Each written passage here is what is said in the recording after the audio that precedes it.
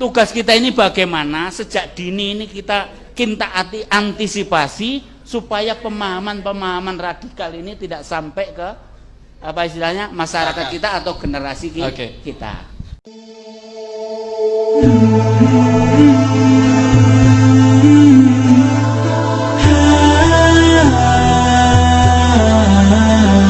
Jadi begini, tadi kan belum saya singgung, latar belakang teroris itu penting. Iya penting. Jadi latar belakang kami itu kan yang ngawali aksi teror di Indonesia. Kami ini adalah penerus negara Islam Indonesia, NII, yang dulu diproklamirkan oleh Kartosuwiryo tahun 1949. Kami ini pelaku bom Bali itu generasi keempat.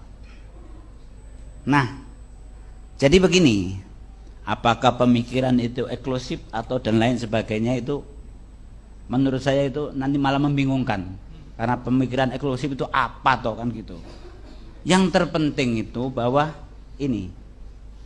Nah, kemudian akhirnya meskipun tidak sebagai penerus daripada NII, akhirnya terbawa oleh kami.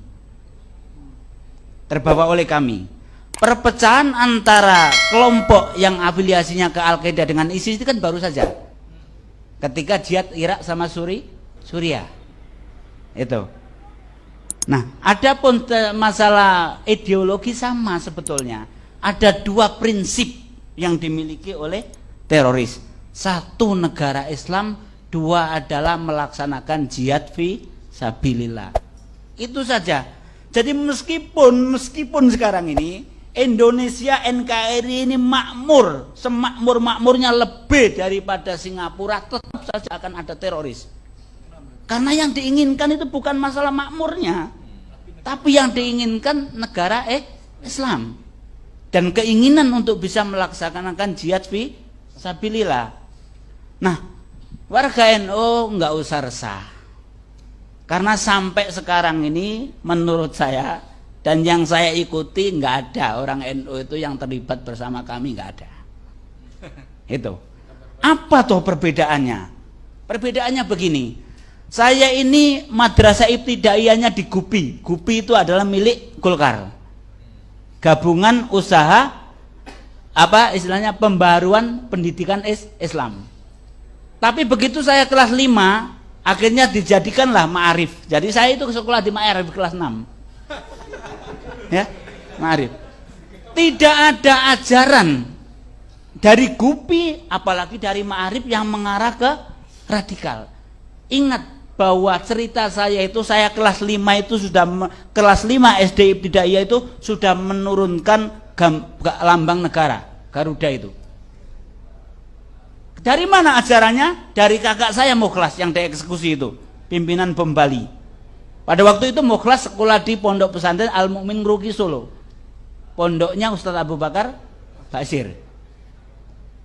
Begitu Mukhlas liburan, saya ini masih kecil sudah diajari bahwa Pancasila ini tauhid. Pada waktu itu presidennya kan Soeharto tauhid. Polisi tauhid, tentara tauhid. Jadi apa label-label itu sudah saya dengarkan sejak kecil.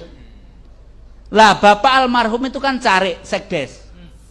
Waktu itu namanya Carik, ya harus ada foto wakil presiden plus Pancasila. Saya turunkan itu karena diajari oleh Mukhlas. Itu kelas 5 SD, saya sudah radikal. Kan gitu. Nah, sekarang ini tugas kita kan sudah ngerti itu. Jadi bahwa di situ tidak jauh. Yang akhirnya ISIS pun dari sana. Itu. Jadi dari pendidikan yang sejak dini. Adapun nanti misalkan dalam perjalanan ada yang comot itu orang yang diantaranya sekarang Arnasan yang bom di mobil itu orang Malimping. Ini dia pernah jadi preman, pernah kasus curanmor, kemudian dia ingin tobat. Kalau tobat ini ketemu orang NU atau orang Muhammadiyah mesti dinasihati, kamu harus memperbaiki sholat kamu, kalau nanti punya duit umroh kan begitu. Ini kalau normal, ketemu ustadz yang nggak normal.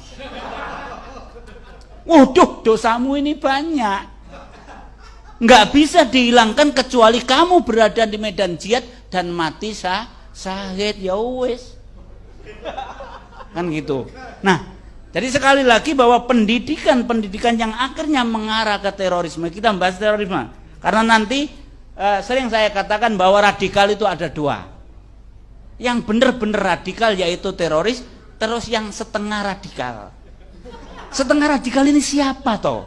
Setengah radikal ini katanya masih mau Pancasila, masih mau NKRI, tetapi menggerogoti Pancasila dan NKRI, mau juga duitnya pemerintah, mau juga duitnya negara.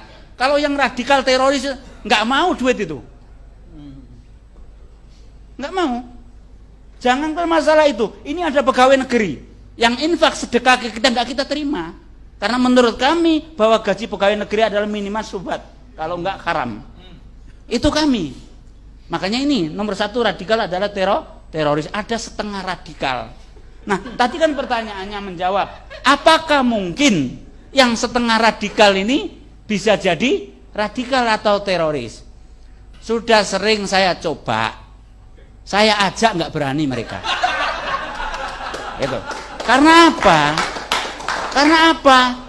Karena mereka nggak mau resiko. Itu. Kenapa? Sekarang masalah duit. Ketika kami mempersiapkan bom di Bali, itu duit sepeser pun nggak dikasih. Ini.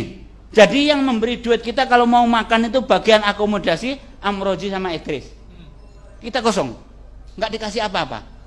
Begitu evaluasi bom Bali plus pesta karena haflah, karena kita berhasil meledakkan di Bali, di Solo di tempat kontrakannya Abdul Matin, begitu selesai kami dikasih uang 500.000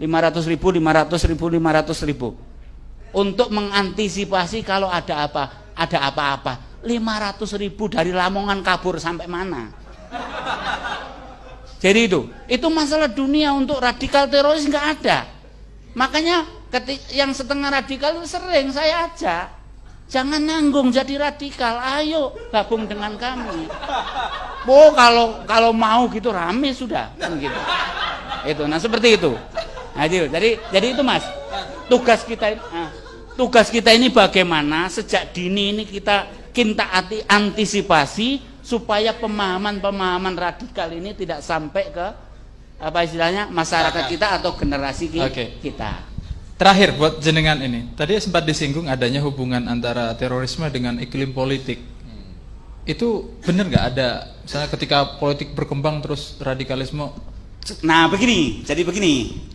Kalau orang normal itu yang didambakan kedamaian.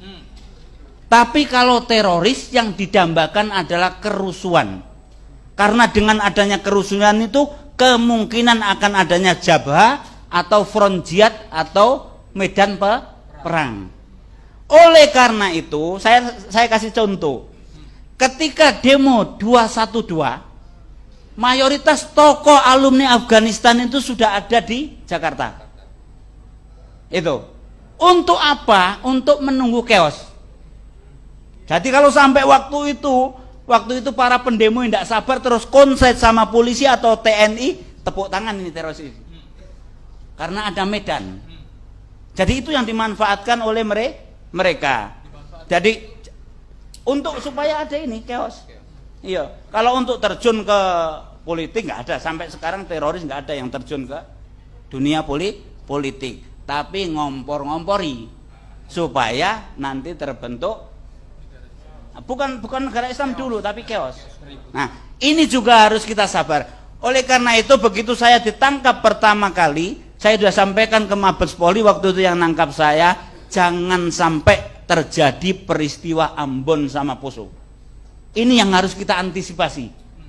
Perusuhan yang bernuansa sara inilah yang menyebabkan teroris ini tepuk tangan, dalam artian bahwa di situ ada medan jihad. Makanya jangan sampai, mohon kita bersabar. Lintas agama ayo kita bersabar, jangan sampai ada kerusuhan yang seperti itu. Nah, ini harus ditokoi oleh NU karena NU itu sudah dekat dengan semua agama.